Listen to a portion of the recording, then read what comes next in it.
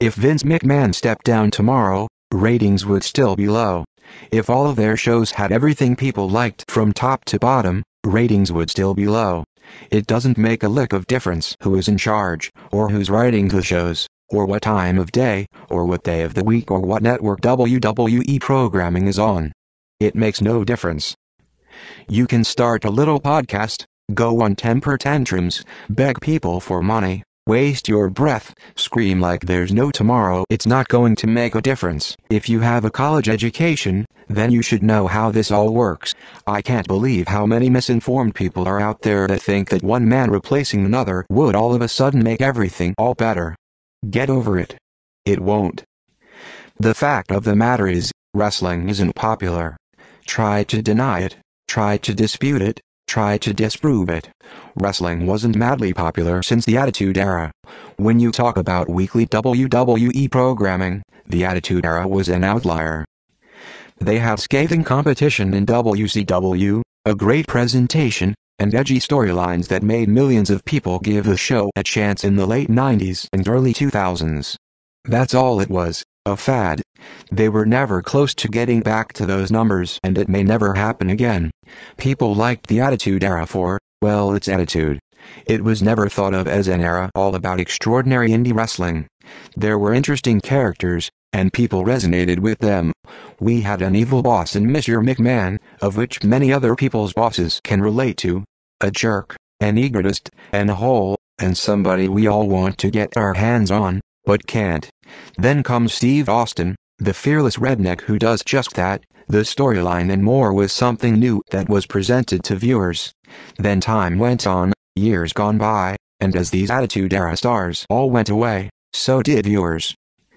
That's what happened in television. Shows lose their edge, and they lose viewers. Most shows on TV don't even last more than 1, 2, 3 seasons. WWE has withstood over 20 seasons. They're lucky that they had all of those viewers to lose, because most TV shows don't. They get cancelled. Nothing is going to get ratings to go up.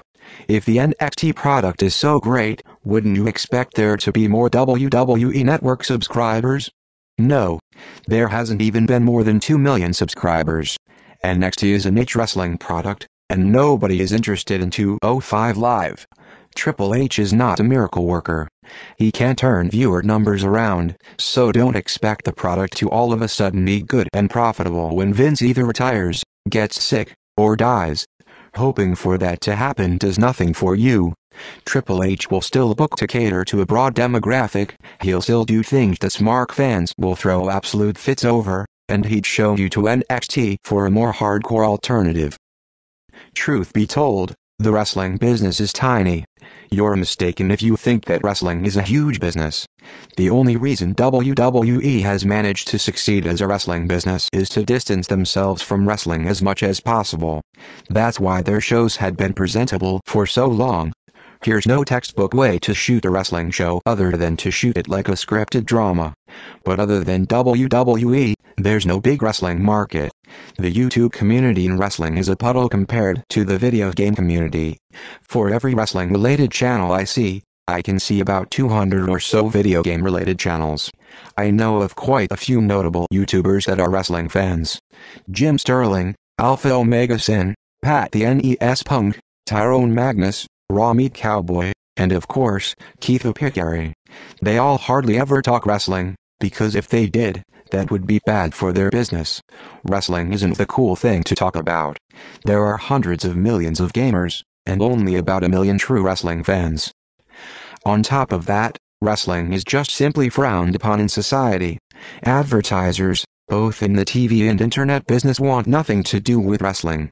TNA didn't even last 4 months before Destination America decided to not renew their deal, because advertisers didn't want their ads to play during it.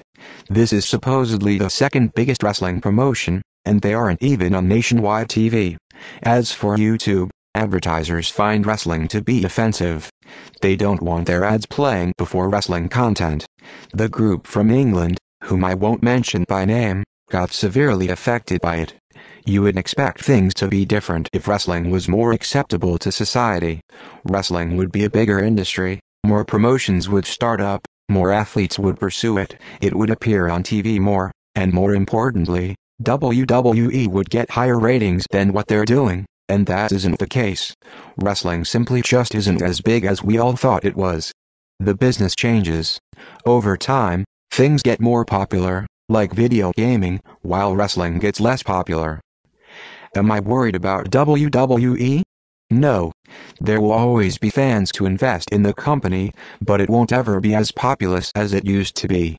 If ratings get even lower, then they'll simply move to a different channel like Sci-Fi. If you are an avid WWE viewer, don't worry about the ratings, and if you like the show, continue to do so, and if you don't then that's fine too, but know that there's nothing anyone can do about it.